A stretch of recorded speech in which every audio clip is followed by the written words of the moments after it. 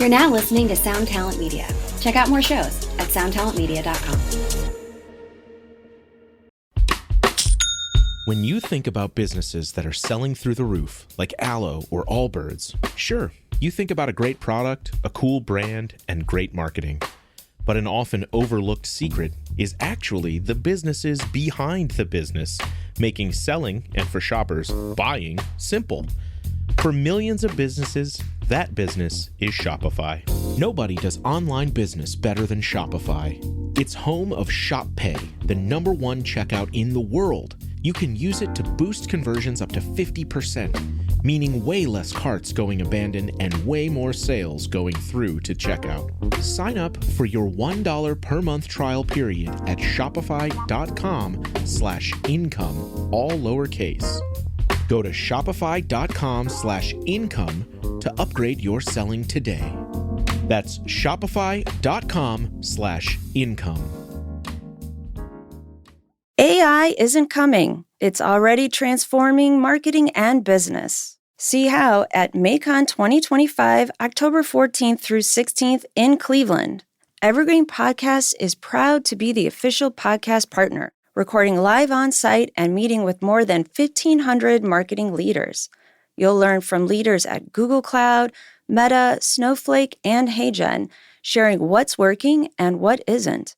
Transformation starts here. And with our special code, PODS200, you'll save $200 off your ticket. Join us at the Huntington Convention Center. Register today at macon.ai. That's MAICON.ai.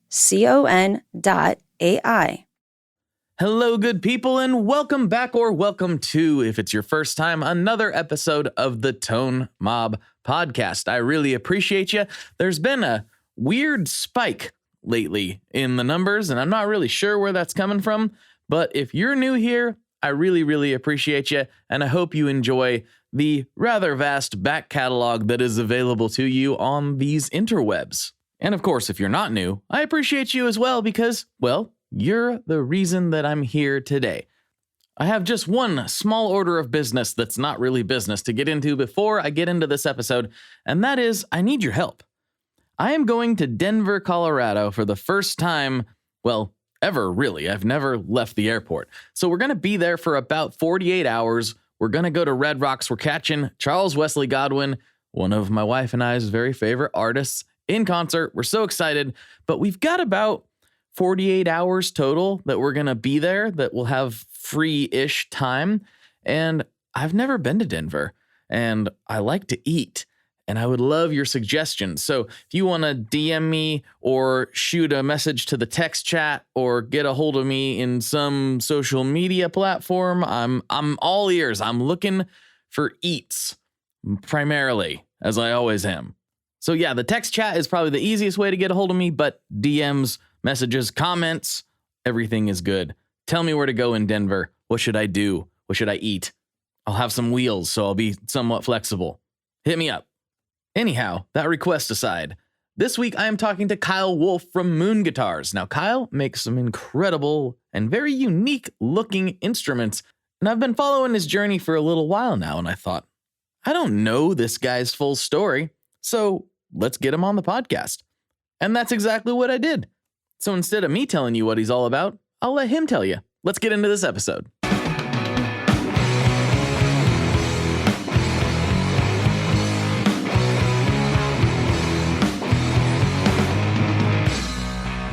Hello, everybody, and welcome back to another episode of the Tone Mob Podcast, the show about guitar stuff, occasionally, sometimes. I'm your host, Blake Weiland, and with me today, I have Kyle Wolfe from Moon Guitars. What's going on, dude? What up, man? It's been a while since we've actually talked. I know, it's crazy. I don't know how long it's been, but it's forever. I think you're the first person I talked to at Stringjoy when I emailed about getting set up with them. That sounds right. Yeah, that's years where I heard years ago. That's where I first heard of you and started following your builds and stuff, and was like, oh, these are really, really cool. Hell and yeah. then this happens all the time where I talk to somebody off and on or interact with their posts and whatever, and then I suddenly late at night go wait a minute, I've never asked them on the podcast.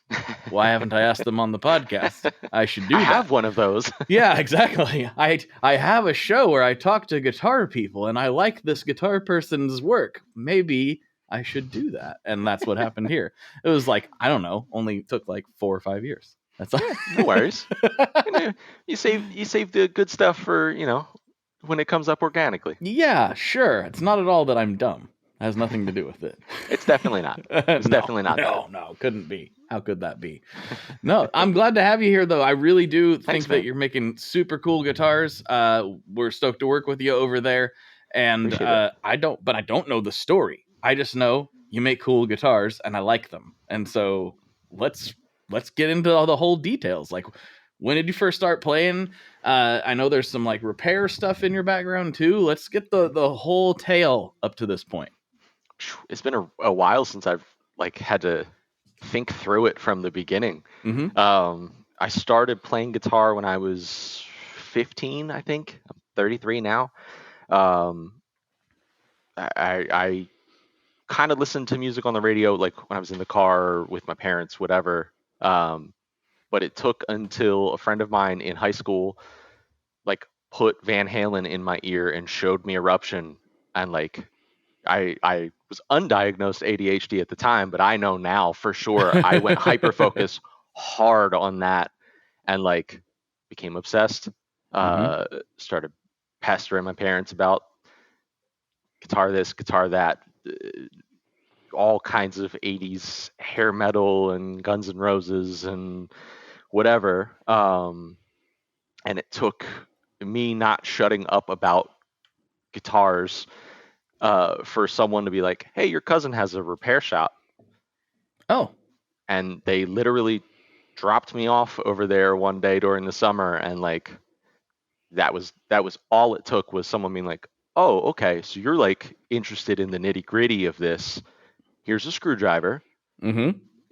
If we're gonna show you, you're gonna change strings. All right, you've got that down consistently. Now you're gonna do fret polishing, and then it just kind of snowballed. And I spent a few years, after school, during the summer or whatever, working in there with him, learning.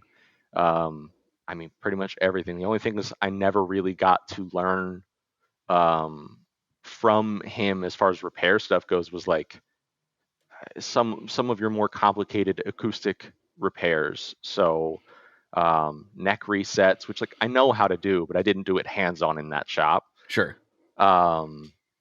More complicated crack repairs, but that's it. I learned everything about how guitars work functionally in that shop. And same kind of deal. I kind of bugged at him a bit about building a guitar from scratch. So he showed me how to make my first Tele body, gave me a neck, and I kind of parts castered that first build together, and kind of same deal as hearing Van Halen for the first time. Something clicked in my brain in that okay, that turned the noise off for a little bit. That was great. I like that. I want to do more of that. Yep. So, over the next few years, from early 2010s to 2015-ish, it was basically a second job for me, was doing repair work for whatever musicians I'd meet out and about at shows, whatever. And just kind of steady doing that, but then here and there building guitars for myself on the side. Okay. And it hit a point at the apartment that my wife and I, she was my then girlfriend, were living at, where I'd get home from work, doing repairs for people, and people, while coming to pick up and drop off their repairs, would be checking out my guitars and be like, ooh, how much do you want for that? And I was like, it's mine, but I guess I could make another one. Right. All right, I'll sell my guitars. And that happened enough times from 2015 to 2018 or 2019, where I finally started Moon as an actual repairs company.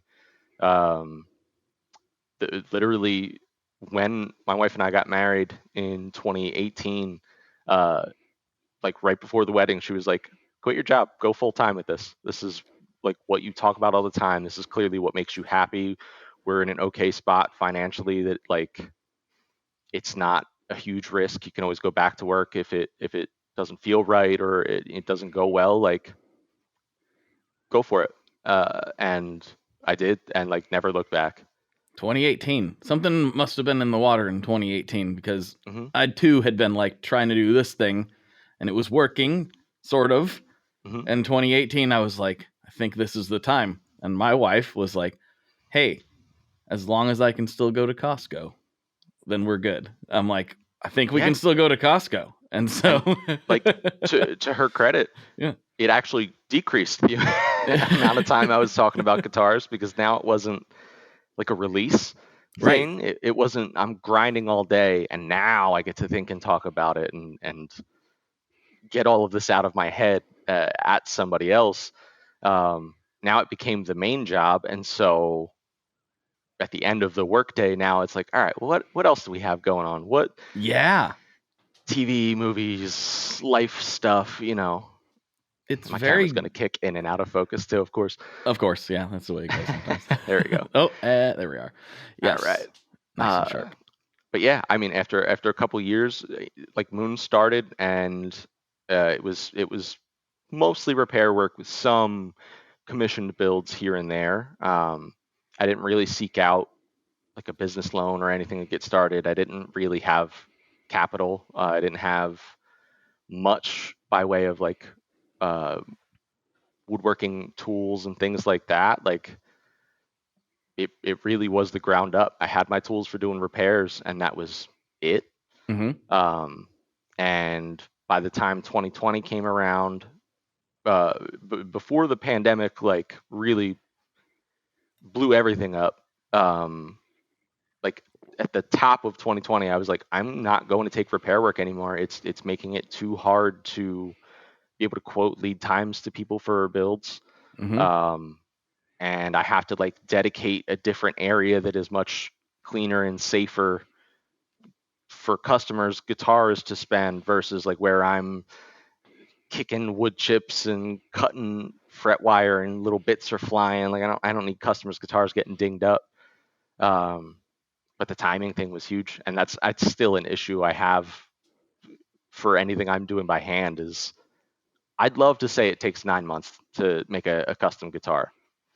It could take anywhere from 4 months to longer because there's a lot that's out of my control because I am obsessed with quality and Mm-hmm. doing things as good as they can be done, as reliably as they can be done. So like certain little things like paintwork, I partner with really good painters. I worked in a paint shop. My dad and grandpa have a furniture refinishing business. Okay. So like I grew up around spray booths and lacquer and Oh, like me too. I know that world. Yeah. yeah, My yeah. dad did custom cabinetry and some refinishing, mostly new stuff. But oh yeah, I spent a lot of time with a sanding pad in my hand. You can appreciate a good and a bad guitar finish. Like Yes. I there's an amount of effort and time that has to go into finish curing properly. Like that just same deal. I don't have time for that. If I'm doing that, I can't be making dust or I can't be finessing over like final stages and fretwork and stuff because I got to go spend all day in a spray booth. So outsourcing stuff like that, and then that's going to take some variable amount of time shipping back and forth. uh, that's been the biggest inconsistent thing for me, but within the same deal, it's really just grown organically. I've bought tools as I had space and had money for them. I've slowly been making more and more guitars every year, and really the big thing for me currently right now is making a more affordable option. I've experimented the past couple years with what's the cheapest I could put a guitar out for that I'm still happy with quality wise. Mm-hmm. how can I pare back even more than that and make something even more affordable that fits the branding, the theme. And I haven't really been happy with the amount of work it takes to put out something I'm proud of, So literally right now I'm waiting on samples from a factory overseas that I've heard a lot of great things about. I've seen other people have gotten guitars from them. And fingers crossed, if my samples come in and are good based on the specs that I sent them and my drawings and everything, there might be a lot of much more affordable work, and then I can, continue doing fancier stuff by hand that's not prohibitively expensive. Mm-hmm. It's a really funny thing because I think everybody has grown up. They've seen like PRS factory tours and they've seen all these bigger operations. And maybe I remember touring the Gibson Memphis facility back when I was younger and like seeing all this stuff, and you just get an idea that that's how making a guitar is, and it's all there and it all kind of flows. That's the biggest companies in the world doing it. Right. And they've took how much time and God knows how much money to get to that point where they can have it all in-house, in order. Like, yeah, it's incredible, like watching how they work. But for a smaller builder, that's not going to happen for most people. You're not going to it takes an enormous amount of space. I mean, I've explored like making guitar brands before as mostly as like sometimes it got a little more serious, but mostly as a like, what would this actually look like if we could do it? And it was like, wow, even doing this at like a small scale is really challenging. The smaller, the more challenging, honestly. I've over the years, Instagram wise, like being online and I've made a lot of friends in this community. I didn't expect to, because I've also had some bad blood with local like techs and things like that.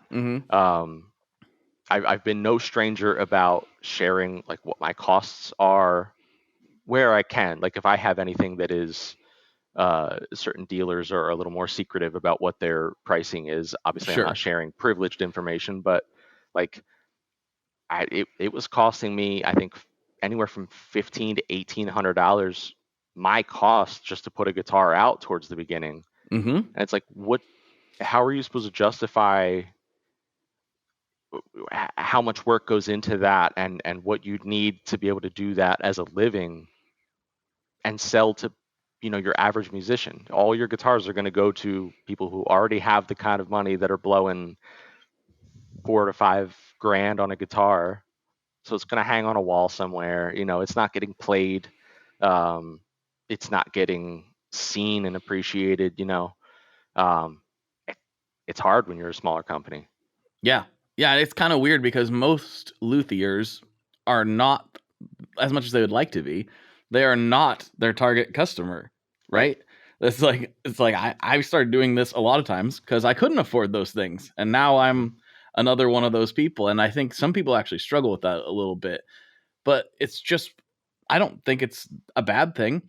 There's different products for different people, Absolutely. Fortunately, we live in a world where Squires are pretty good these days. I like Squires. The beauty of this industry really is like niche isn't a bad thing necessarily. It can be if you dig in a little too hard in being niche, but like I think it's great that there's so many different shapes, finishes, Christ, pickups and pedals. Like there's something for everybody, every kind of guitar player. And I think that's great, opportunity wise. Yeah, and it's great because it's also hard to market. It can be. Yeah, it can be. It's a strange thing also in doing some of those, those projects where it's like, oh, what would it be like to start a guitar company? Realizing and having all these conversations, they're the hardest thing the hardest thing to sell in guitars, ironically, is guitars. like new guitar designs, Yep. people are like, that looks cool, but like, can you like make a Tele? Uh-huh. And it's like, but there's already a Tele. Why do we need another Tele? Yet, like, I don't know. Like, I'm having somebody build me a Tele right now. So, like, Sometimes you why? want one that's just a little not quite what you can get anywhere else. It is definitely something. I can't wait to show everybody that. But like, it is definitely not a standard Telecaster. But Right. it is weird. Like guitarists, like what are the best selling pedals in the world? Tube screamer clones and Klon clones. Mm-hmm. Probably. I'm just guessing. But I think that's probably accurate. It's a fair guess. We get into this, like, we guitarists, like, back in the day, the electric guitar was like this innovative thing, making all these crazy new sounds. And as it's matured, we guitar players can be real sticks in the mud. We're like, but that's not a what do you mean active pickups? What are you talking about?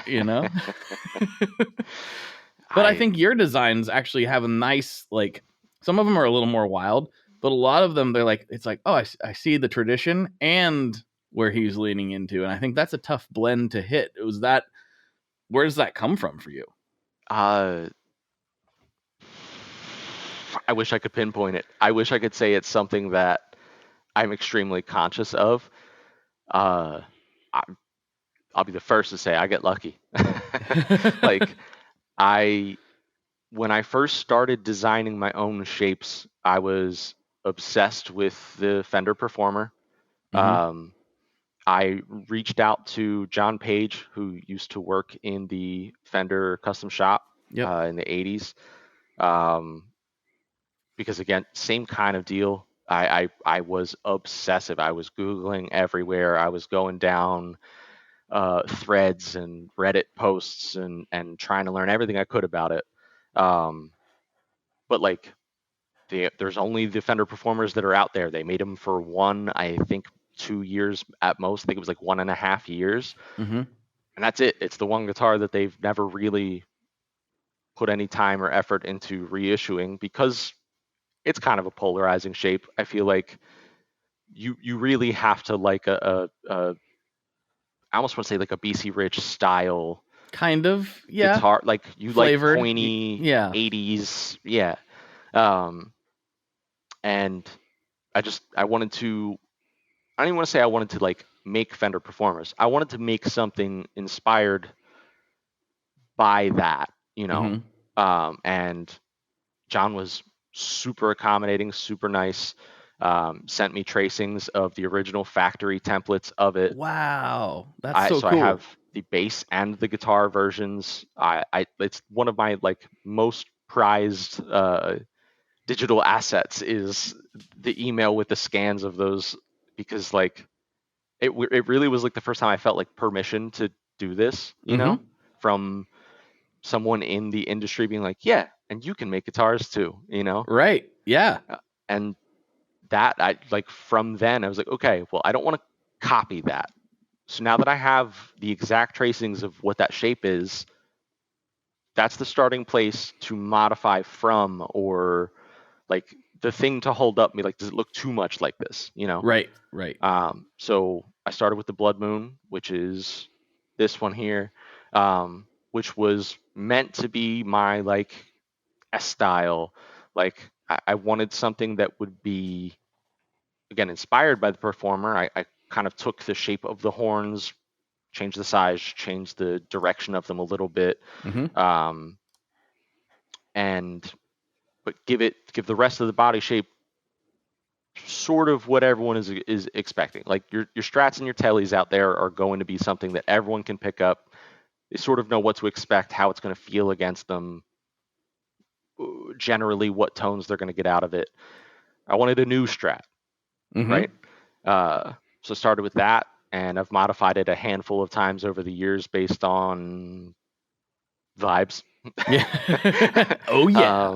I've never been unhappy with the shape or feel of one. I even when I like cut the first one out and was finishing designing the contours on it, like I cut out a slab body, I put it in my lap, I marked like where my forearm rests on it to get like where the peak of the bevel was going to go.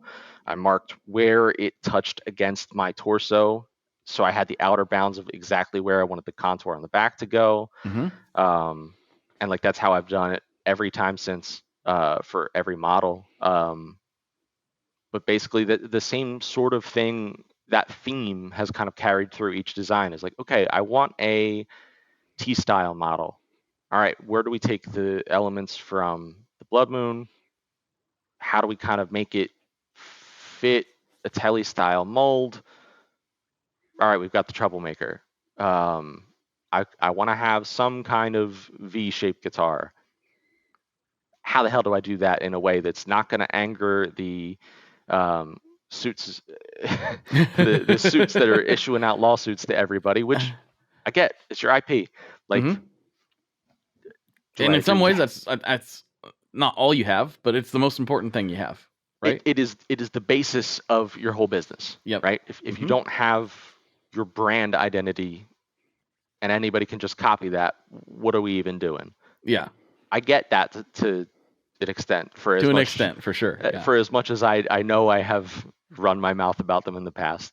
But same deal. Like, how do I not copy that shape and do something original, but keep it familiar enough, keep it so that you look at the thing and you're like, I kind of know what that's going to feel like when I pick it up. I kind of know what I can do with that. And yeah, I my taste, I guess, my eye for design and aesthetic is I got lucky genetically, I guess, or it's not like I went to art school and I have a really trained eye, you know. I just I design all of my shapes in Illustrator, and I sit here with my face this far from the screen and scrutinize for days, weeks, whatever, until I finally can sit back and be like, yeah, that's it. That's the one. We're good. Hey, Rocky. What's up, Vincent? Did you hear about the latest? Latest what? The latest drop from Maris. It's totally insane. No, tell me more. Maris just released Enzo X. What's that?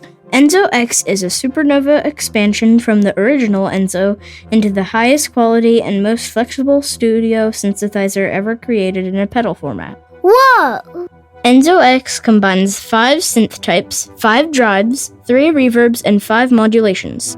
It also includes a full 2.5 second stereo delay, all in one pedal. That sounds hard to use. It's not. The UI is from the same family as the Mercury X and the LVX. It's super easy to dive in and see exactly what you are tweaking in real time. Oh, I see. It's right there on the screen. Yep. Is it this for guitars, though? Nope. You can plug almost anything into the Enzo X, including your MIDI controller. That sounds incredible. Where do I get it? You can pick up Enzo X online at maris.us or at any of their fine retailers across the globe. Did you just say across the globe? They know what I meant. Wait, are we getting paid for this? I'm still waiting on that cash money from last time. He better at least give us pizza for dinner. I'm not giving him his Enzo X back until he does. For more information, make sure you check out maris.us, and apparently I have to go order a pizza.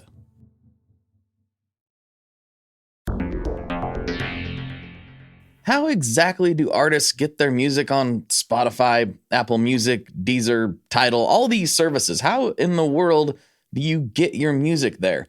Well, in the past, you had to use something called a record label. But these days, you can use DistroKid. DistroKid is the absolute easiest way to get your music up on streaming services, and it's the most affordable way to do so. Not only do plans start at $22.99 for the entire year, that's less than $2 a month, DistroKid also does not take a cut of your streaming revenue, unlike some other services out there.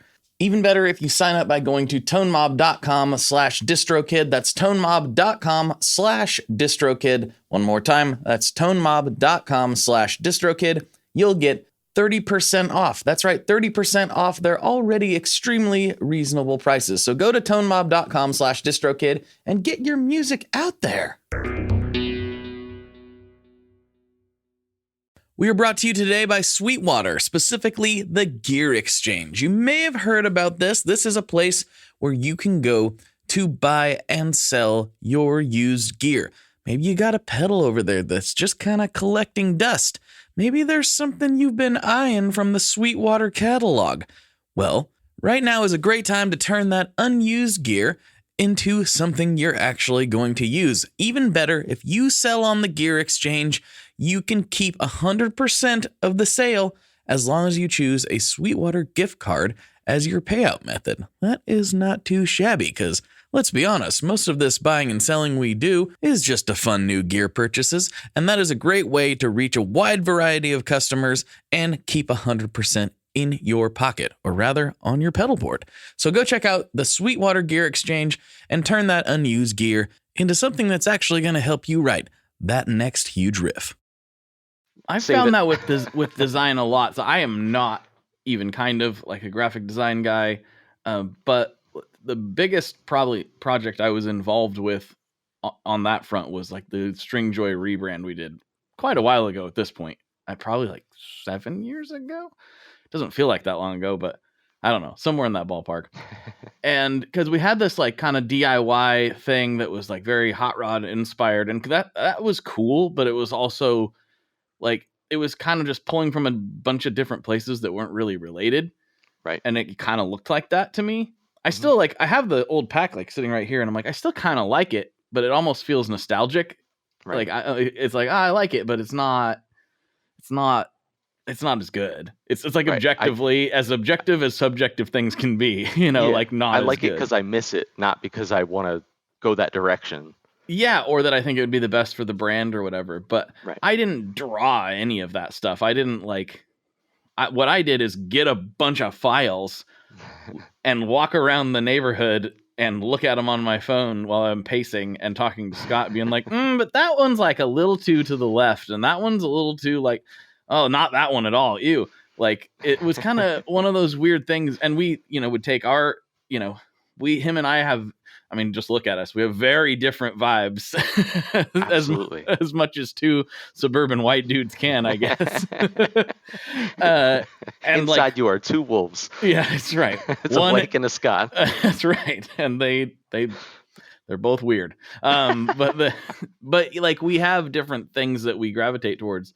And so trying to blend that all together while working with a really good graphic design team was like a big project for me. But that thing where you go like, there it is. Because there was like a point where I was like, are we ever going to get this? And then the S came and I was like, oh, there it is. There's something there. Yeah, we were both like, that's the one. That's where we're running from here instead of from someplace we don't understand. We're just not shooting in the dark anymore. Right. We actually can see the target. And that I love that moment because that's happened a few times and I've learned to look for it with design specifically because I'm not a designer, but I think I have an okay eye for it on certain things. For sure. And everybody's, tastes are different, of course. But when you go, oh, there it is, that thing I've been looking for. And I've tried to look for it in music as well when I'm writing stuff or when, and sometimes you're just not feeling it. Yep. But then once in a while you hit it and you're like, oh, there it is. I think that moment is what we all love as artists. That it's finally. It's kind of a high that like you for sure chase, and it's super hard to describe to somebody who hasn't done that and found that moment of like, you just know. There's no other way to describe that I've come across that feels like authentic. Like I couldn't write down, okay, when you hit this point, you'll know you're done. Like you just feel it. Mm-hmm. Yeah. It's really rewarding. And like I didn't, after playing for years and years, I wrote a record with my old band and had a few of those moments, but it felt different when you're like locked in with a band and you all kind of like, let's try it this way. And it works. You're like, cool, that's great. It kind of feels like a more like we did this type of thing. But then I had these weird moments doing solo stuff where I'd get done and I'd just be like wiped out, like, because it was an improvised situation, a lot of it. And I'd go back and listen to it and be like, who did that? Because it wasn't me. Like I don't even know how that happened, but I'm glad it did. And it really, when people talk about things happening through you and you kind of being like an antenna for creativity, I didn't understand that till like my 30s. I got it conceptually, but actually experiencing it, I think it is kind of a high. It's different. Yeah. It's super hard to describe to someone who hasn't gone through it. And then when you get it, you get it. It does. It feels like it's coming from somewhere else. It's like, what? And I think that maybe it is. You know, I don't know. Too many people describe a similar experience. It's either coming from somewhere else, or we all got some wacky chemical in our brain making us feel like it's coming from somewhere else. One of the two. Everyone's brain can produce this super specific chemical, but only sometimes if the conditions are perfect. Perfect. And we can't actually recreate those, and the conditions are different for everyone. And that moment will never come back. Oh, it might, but it'll be under completely different circumstances. Right. Yep. That's so I did the Blood Moon and the Moonburn. When I went to do the Troublemaker, I talked to a friend through the same deal. I met Les through Instagram. Les Godfrey Guitars. Les is an incredible artist. I do not know how this man designs as many guitars as he does. But I had approached him because I had seen how much work he just puts design after design after design out. And I was like, hey, I have an idea for a Tele style, a T style, a single cutaway, really, is what I was trying to do. Here's the 2 or 3 different drawings I've got so far. Can you just give me some insight? Give me some pointers. What would you tweak to make this more like cohesive? Because it's not giving me that moment right now. I'm every time I open this file and start messing with it, I'm like, it's bothering me that it's not right. Something's not right. And he sent back, I think it's still on my website, I hope, unless I updated the Troublemaker page already, pencil sketch, and like immediately that was it. I was like, I got it. Okay. All right. Took the sketch, dropped it in Illustrator, scaled it completely on my own without asking him for any additional help, and then sent him the full file back. And he was like, okay, what do you think about that? And he was like, that's incredible. And like, so that's exactly what I did for the Troublemaker. That's what I did for the Crescent Moon, the V, and the Zenith. Sort of the same deal each time. It was like, hey, here's some ideas I have. I'm trying to do this shape. I want an X style guitar. I want a V. I want whatever. And same deal. He every time is like, cool, give me 1 second, and he'll send me a bunch of sketches, and it's like, okay, well, that's exactly what I had in my head that I didn't know how to put into words or onto paper. It's a crazy feeling. It is. It's great. And like kind of touching on something slightly different, we all, and I'm very much guilty of this as well, but like we all talk about the internet. And it used to be in the 90s and the 2000s, we're like, the internet, it's going to be this amazing thing. Look what we're going to be like. We're all going to be able to talk to each other. And then it became the internet. Oh, look what the internet's doing. Yep. But I do want to, because that we see the negative, it's really easy to point out the negative. I don't even have to talk about that. Well, I do think some of the promises of the internet have come true, right? Like I think about this show and what this has enabled me to do, and like being able to have conversations with people like you being able to send things off and get ideas, and like actually the good things have become so normalized. We just view them as normal, but really like there's a good chance that neither of us would be able to have these jobs prior to. Like there's no way. I want to say 95% of the guitars I've made have all shipped out of state. An extremely small proportion have gone to people local to me. Like if I had opened a storefront or something, I'd be sunk. Yeah, 100%. Well, and like for me, outside of like immediate family, the two relationships that like my wife, we didn't meet on the internet. We met in person.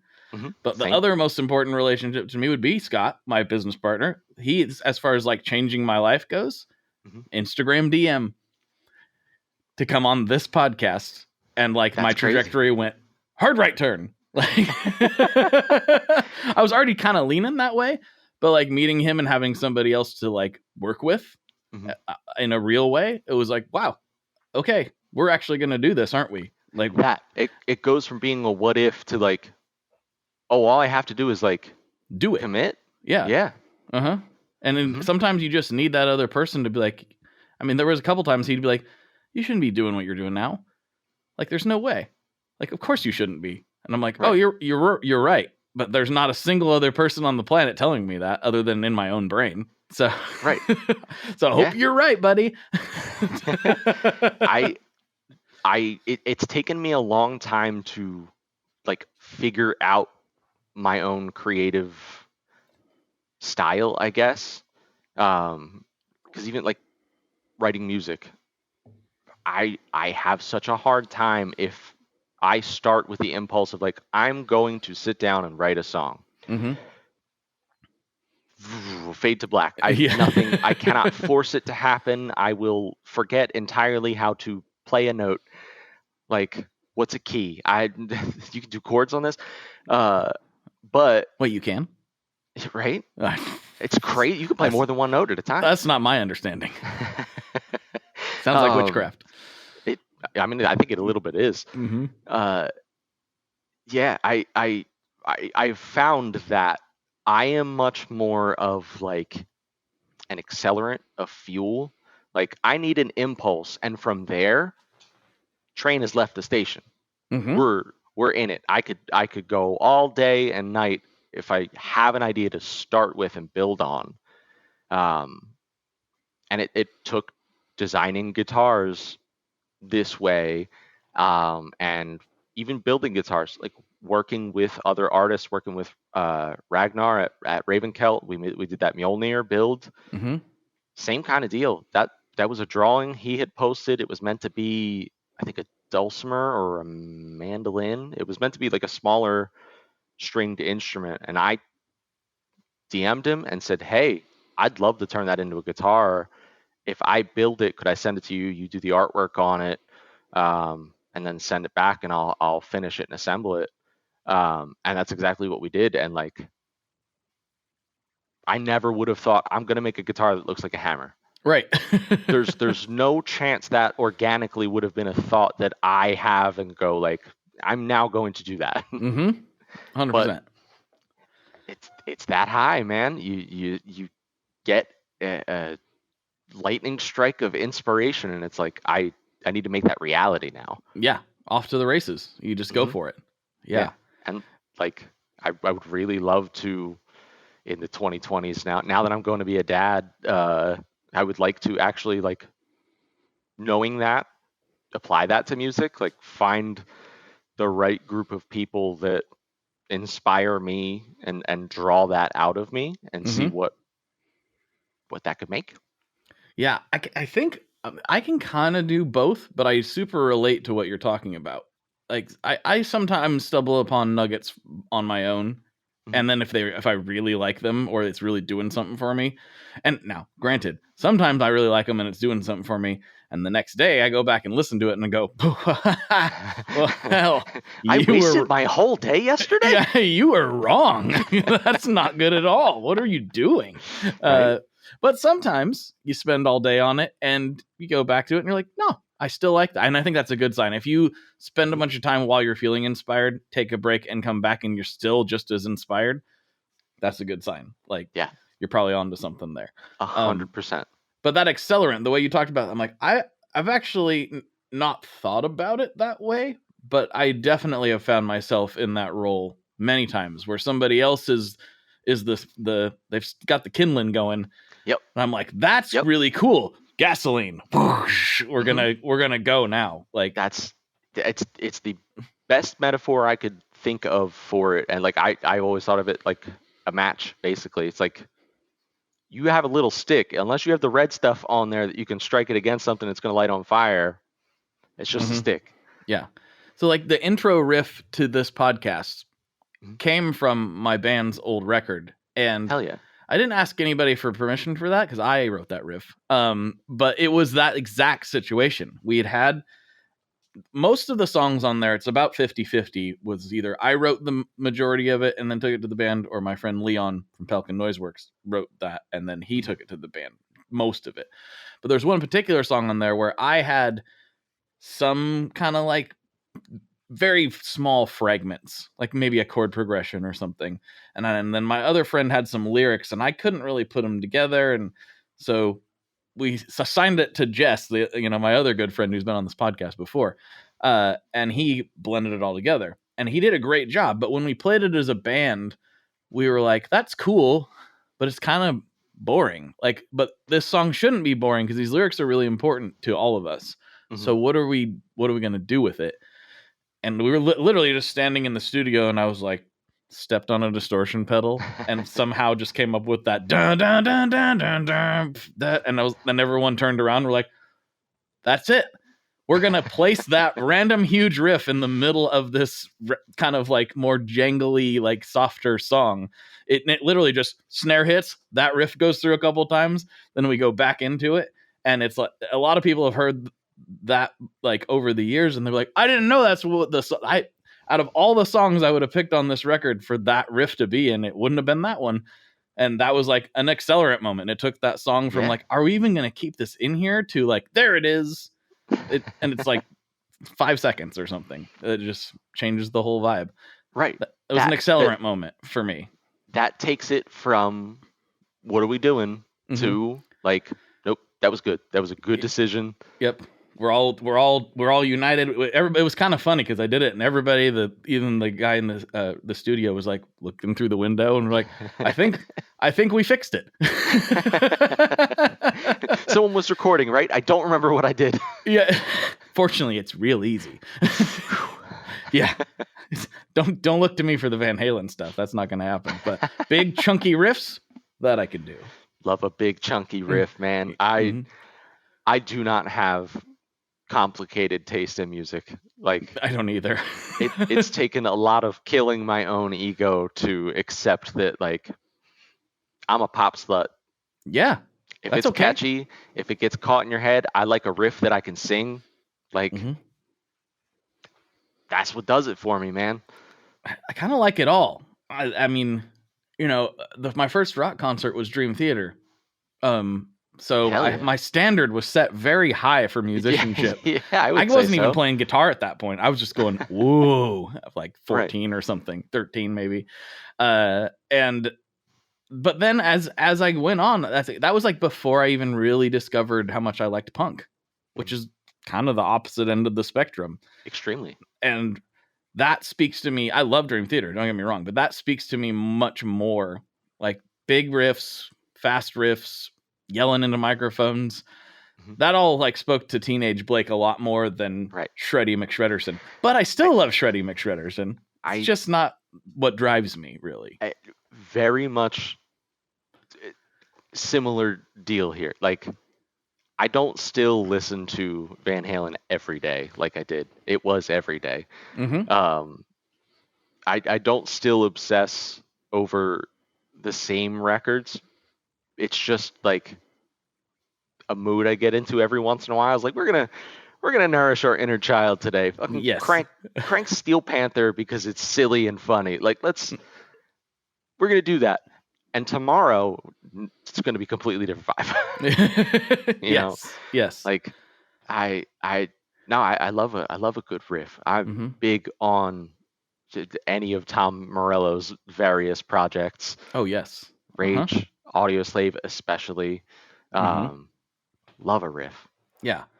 And I also love poppy stuff though. Like you said, like I don't have, people will ask this still. They're like, what's a guilty pleasure you have? I'm like, I don't have one. I don't feel guilty about it. I don't, nope.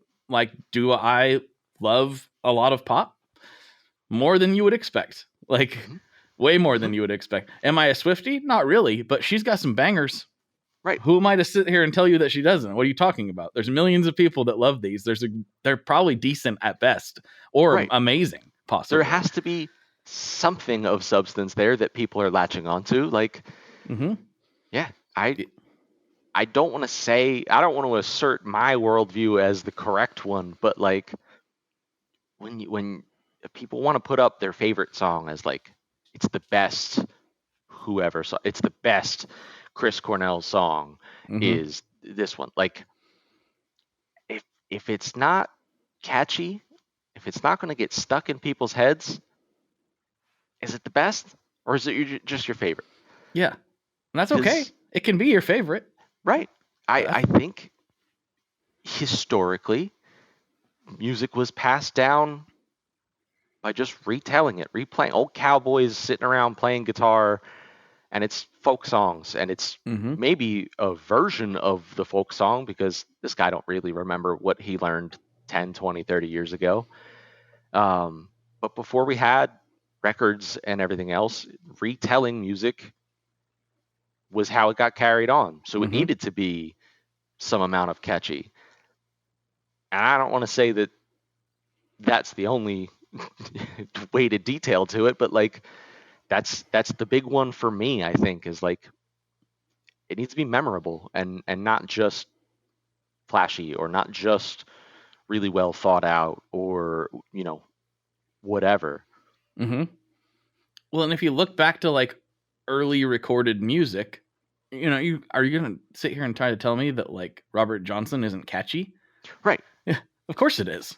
It's amazingly catchy. Absolutely. You're trying to tell me Lead Belly, it isn't memorable or catchy like some of these old blues recordings or old like pop recordings? Like, I mean, because that's what they are. Even if it's a swing band, that was the pop of the time.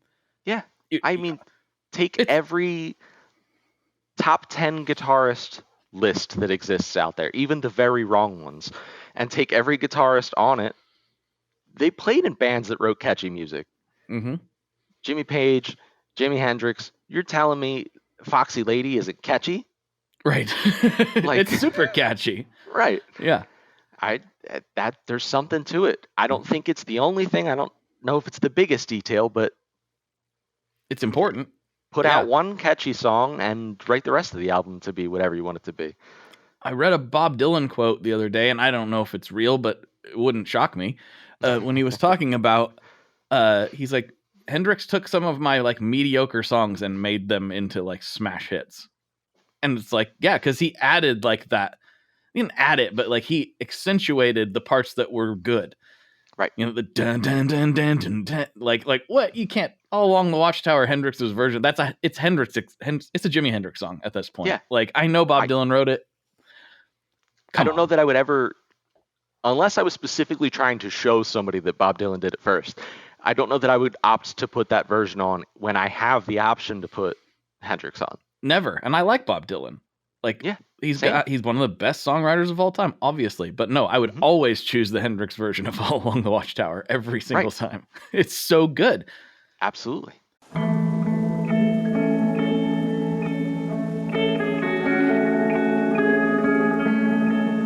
Hello there. I'd like to introduce you to your new best friend, the Chase Bliss Audio Lossy. Lossy is a collaboration between Chase Bliss and Goodhertz. And it's meant to give you some control over those weird digital artifacts that come with very compressed audio. You're hearing it right now. All the changes that are taking place are strictly coming from my playing dynamics.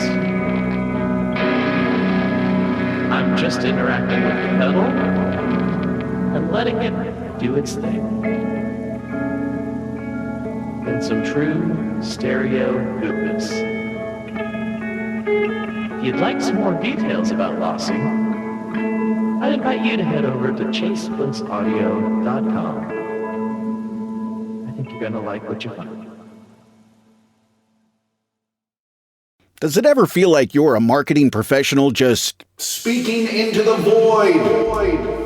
But with LinkedIn ads, you can know you're reaching the right decision makers, a network of 130 million of them, in fact. You can even target buyers by job title, industry, company, seniority, skills, and did I say job title? See how you can avoid the void and reach the right buyers with LinkedIn ads. Spend $250 on your first campaign and get a free $250 credit for the next one. Get started at linkedin.com/campaign. Terms and conditions apply.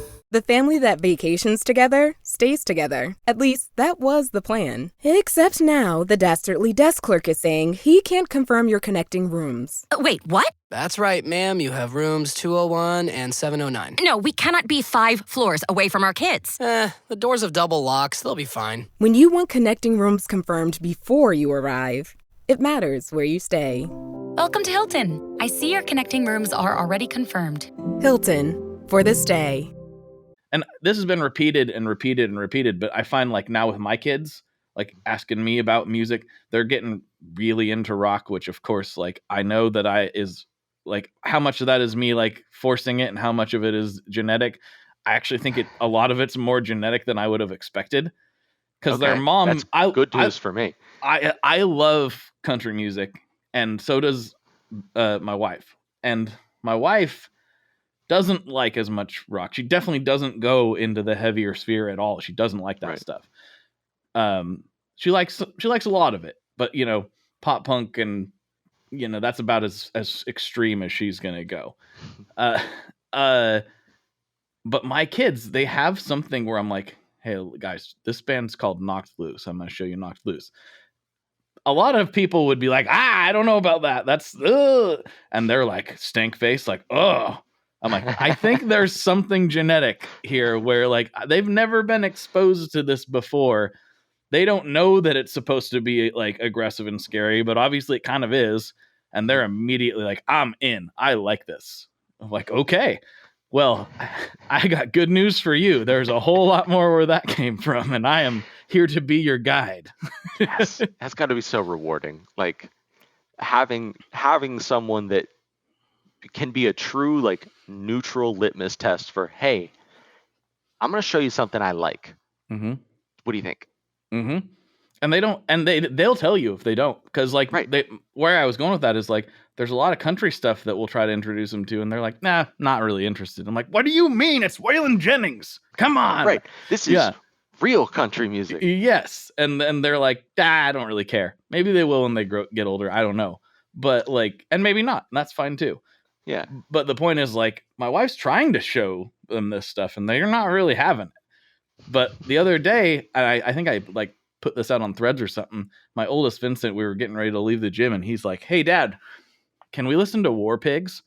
I'm like, yes, son, we can. Absolutely. And any other songs you want to listen to on the way home as well. And then he's like, Mama, I'm coming home. Let's just listen to some more Black Sabbath. I'm like, all right, yes, we got 20 minutes of awesome that we're going to just experience right now. Hell yeah. Yeah. So I think, whenever your kid gets old enough, like it's coming, right? It's not, you're not a dad quite yet. February 21st. Oh, it'll be here before you know it. We're just about at the halfway point. Yeah. Well, congratulations when it happens. I appreciate it.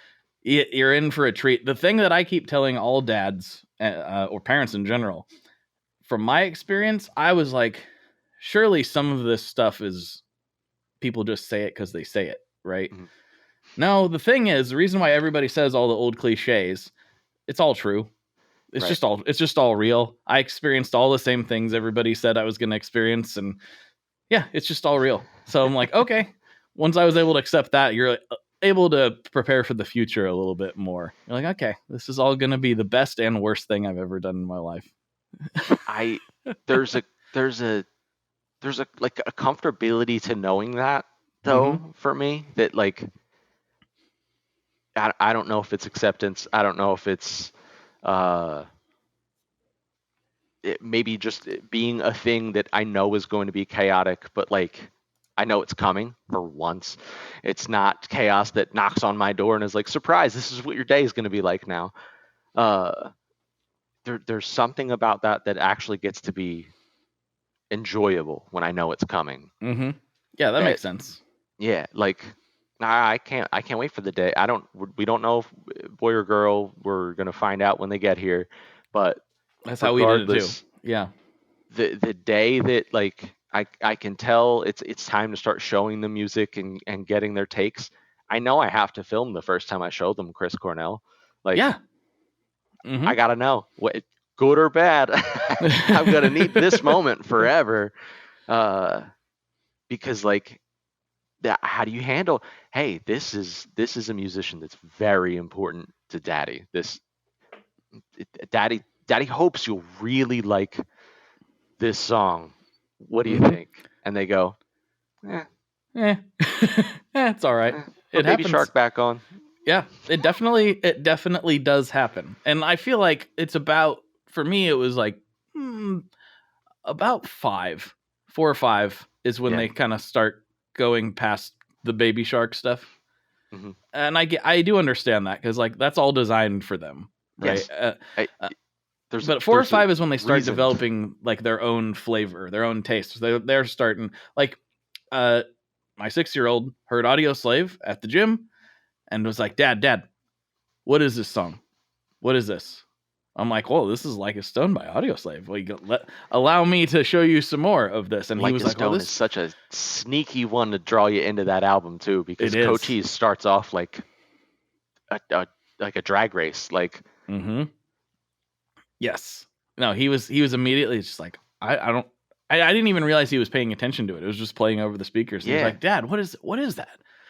I'm like, oh, it's grabbing your ears. That's good. That's good. I like that. Yes. We could work with this.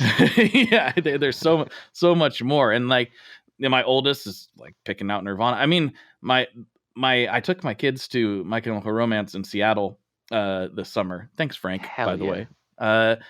And Rocky is the biggest My Chem fan in the world right now. I'm convinced. He's just drawing the band constantly. He wants to be Gerard for Halloween. That's awesome. Yeah, it makes me so happy too, because he's always like, "Can we listen to Cancer?" I'm like, "Sure, if you want." Yeah, it's sad as hell, but yeah, it's really, really a tearjerker. But he loves that song. But no, we saw that, and it was a mind-blowing show. Still, actually, genuinely one of the best rock shows I've ever seen, ever.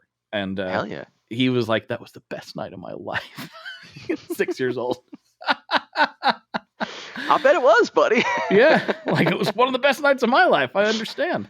But yeah, it's cool. I think we just like went into full dad rock, but yeah, it's cool. It's really cool to have your kids respond to a lot of the same stuff that you respond to, and not feel like you're being the overbearing football dad that's like, you're gonna be the star quarterback, you're gonna play drums whether you like it or not. You know, like, just let it happen. Just let it go. My shop now is in our garage, and fingers crossed everything keeps going well, and we still have America tomorrow. I'll have a detached shop at some point in the near future, and like, Daddy's out there making guitars. Like, I don't want to force music on my kid. I don't want to force them to play guitar, but like, I hope they do. Yeah. It'd be super cool. Yeah.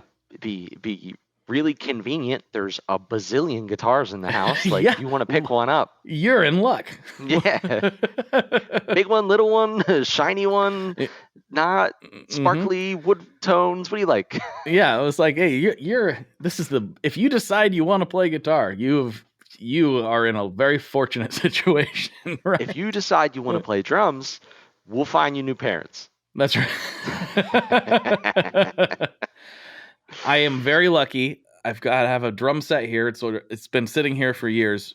Joshua, if you ever want it back, you can have it. But it's been in my possession for like 7 years. It's not my drums, but the kids do play on them sometimes, and it's a very nice kit. Hell yeah. But the nice thing is, I can just leave them out here. Right. And I'll be like, all right, Dad'll be in the house when you're ready, or come get me if you want to jam. And we've done a little bit of that too. So that works. Hell yeah. Yeah. Wow, that was a 15 minutes of dad talk that I wasn't planning on getting into, but we did it. So sometimes you got to, and you can come back on once you are full dad and you can really dad it up. It'll be a whole dad episode. I'll make sure I have my flannel ready for it. There you go. Perfect. Yeah. Cup of coffee, flannel. Good. Yeah. All right. Well, we are getting close to the end of the episode, and I do have to ask the classic questions. But before I do that, I like to give the guests a chance to take the stage. You're talking to a few thousand people right now. What do you want to tell them? You can shout out your aunt. You can plug anything you want to plug. The floor is yours. Listen, if you like guitars, if you like 80s pointy, loud-looking guitars, I don't know, come check them out. Moon Guitars. moonguitars.com, @moonguitars on Instagram. We have a Facebook. I don't really use it mostly because Facebook doesn't like to give me the notifications that I got messages or comments or anything. So Instagram's better. But yeah, man, if you want guitars that are built to last, that are like rock solid quality wise, give me a shot. Yeah, do it. They're very cool. That is, in fact, why we started talking in the first place. So go to the website. The link will be wherever the words are, wherever you're absorbing this content at, because it goes everywhere in the world now. I don't have any idea which platform people are on listening or watching this. Go where the words are, and the link to his website will be there. So make it nice and easy. Please. All right.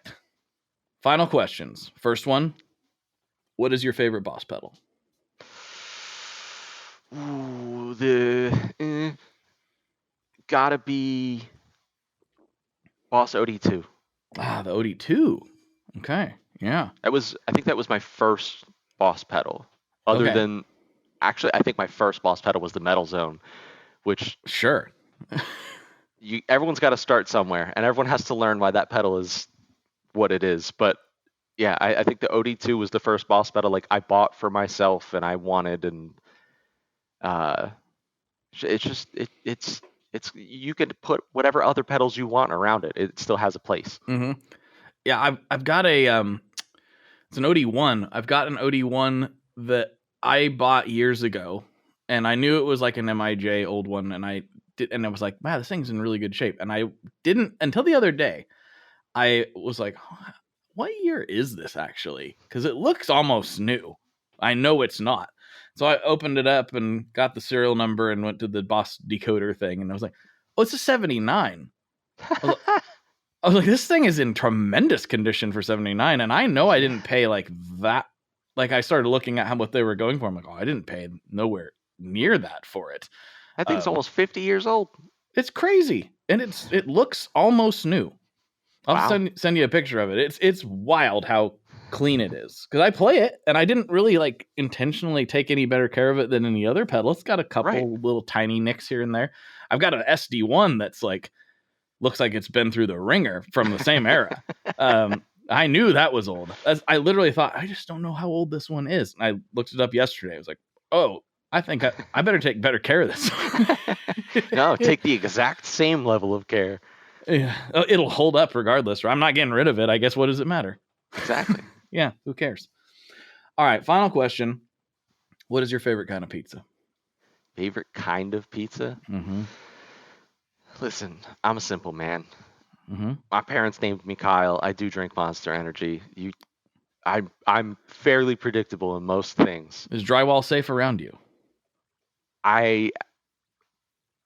If drywall isn't safe around you and you're also named Kyle, talk to a therapist. Do you like Monster Energy? Is your name Kyle? Do you have holes in your drywall? Sounds like a mesothelioma commercial. No, I don't punch drywall. I have healthy ways to deal with my anger. Good. I like that. But now, bad pizza, bro, either plain, because listen, I've grown up in Jersey my whole life. I have Jersey Shore pizza. I have Philly pizza. I've always had good pizza. Mm-hmm. This is why I wanted to ask this specifically, because like Jersey's it's popping for the pizza over there. It is. I've always loved. I hope I will always love a good pepperoni pizza. Mm-hmm. It's something spicy cured meat, cheese, tomato sauce, and a thin crispy crust, and I'm in heaven.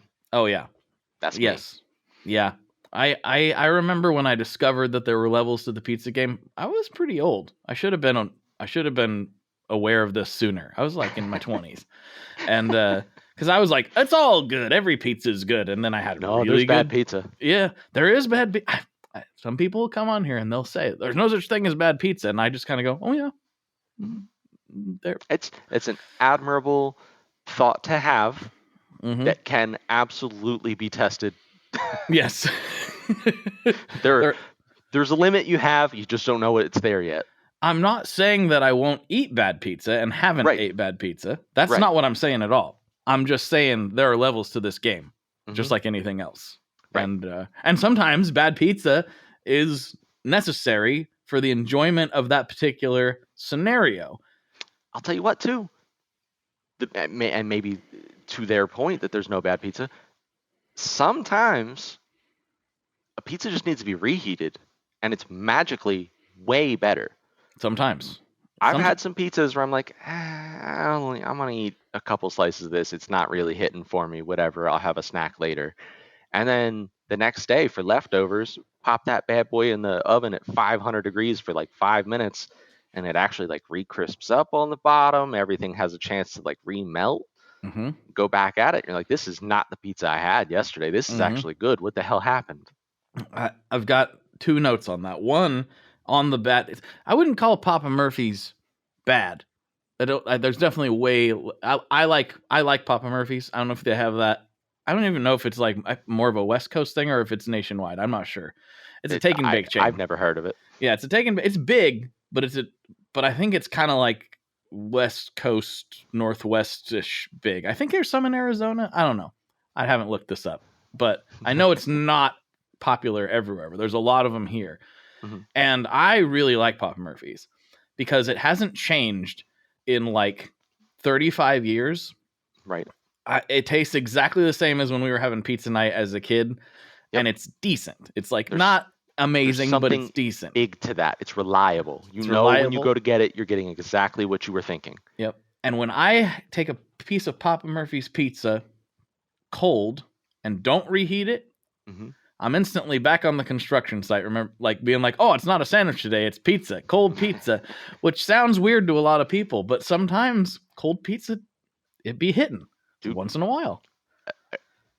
Yes. Yes. Bro, I will happily eat a cold slice of pepperoni pizza straight out the fridge. Yeah. Fridge door still open. Open the Ziploc bag and eat it right there so nobody 100%. Knows I'm doing horrible kitchen crimes. No, it's fine. I think it's perfectly acceptable and normal. In fact, you're weird if you don't do it. That's what I'm taking that as a full endorsement to do it. Yeah. If your wife catches you, just say Blake said it was okay. She's gonna go, Blake who? And I'll say, don't worry about it. Don't worry about it. But he said it was fine. You don't know him, and you don't need to. But he said it was okay. No, if I said String Joy, she would know exactly who I'm talking about. Okay, good. She has absorbed so much guitar lingo, and I can't even say just lingo. It's not just she knows the words. She knows that you'd never expect from a bioengineering scientist. And all of a sudden she's like, yeah, and what wood grain do you have on your guitar there? And people are like, who's that? Who's that lady in the lab coat asking these questions? Yeah, that's good stuff. Yeah. It tells you how sick we really are. My wife can kind of do the same thing. She's like, that's a Telecaster? Is that a custom? Or I'm like, you know the difference? What? I didn't even know you knew the difference or cared. It's not that it's gold foils in there. What is that? Yeah. Is that a baritone? It looks a little long. Yeah, that's a long guitar. What's going on there? Well, Kyle, thank you so much for hanging out for the main episode. Why don't we slide over to Patreon and see what kind of nonsense we can get into over there? Oh, yeah. I'm sure we could drum up some nonsense. Oh, we're going to. I can already tell. It's going to go good. Yeah. Hell yeah. Yeah. All right, everybody. For Kyle, this is Blake. And as always, folks, good luck and good tones. Alrighty, folks, I hope you enjoyed that episode as much as I enjoyed recording it. Please make sure you go check out Kyle's work at moonguitars.com. The link will be wherever the words are. And follow him on the socials. He posts a lot of very pretty instruments. That's what we all like, right? That's why we're here. We like guitars. We like looking at them. We like playing them. Go follow the guy already. And if you want to hear more from Kyle, and you do, trust me, maybe you need to check out Patreon. For just $5 a month, you can get extra episodes beamed right to your ears every single week, and you get access to the ad-free feed, baby. Yeah, I know. Try to give a good value over there. So if you can, that would be much appreciated. And if you can't, I totally understand. But if you could share these episodes with your friends, tell people about them. That really does move the needle in a huge way. That's why I ask for it every single time. I know it probably gets annoying, but it's really what keeps the show alive. So if you could share this with somebody that you think would enjoy it, that would mean the world to me. All right, folks, I got to pack. So yeah, it's like midnight. So I really need to get going. All right, I'll talk to you on the internet very soon. Bye-bye. One last thing before we totally sign off here. I just want to remind you that if you do any shopping at Stringjoy, that's Stringjoy guitar strings made in Nashville, that will help me out as well. As I've said for years, I'm heavily involved in that company, and I really do think they're making the best products on the market. So if you would like to try custom strings, go to tonemob.com/stringjoy and check them out today. I seriously love what the team down there is doing. I help them out with all kinds of things, and by you supporting them, you are also supporting me as well. And hey, you need some strings, so why not get some custom strings just for your guitar and playing style? Again, the link for that is tonemob.com/stringjoy, and that will take you right to their website, and you can do all your shopping through there, and that will help everyone involved out. So thank you very much. Talk to you next time. We are brought to you by the wonderful folks at Gun Street Wiring Shop. Yes, Gun Street Wiring Shop. I've talked about them before. I used to say based out of Bend, Oregon, but guess what? Sean moved to my neck of the woods. Sean's in Portland. Sean is awesome and has helped me with a bunch of stuff lately. And if you have wiring needs for your guitar, he can help you too. If you want to get weird with it, he can get weird. If you just need to spruce things up a little bit, there's your guy. He takes all the guesswork out of doing your guitar wiring, and he makes it simple, and his customer service is top-notch, and I can't say enough good things about Gun Street as a company. I really respect Sean and what he's all about, and the product is top-notch. I've got 3 different guitars that now have Gun Street harnesses in them, and I could not be happier. So go to gunstreetwiringshop.com and check them out.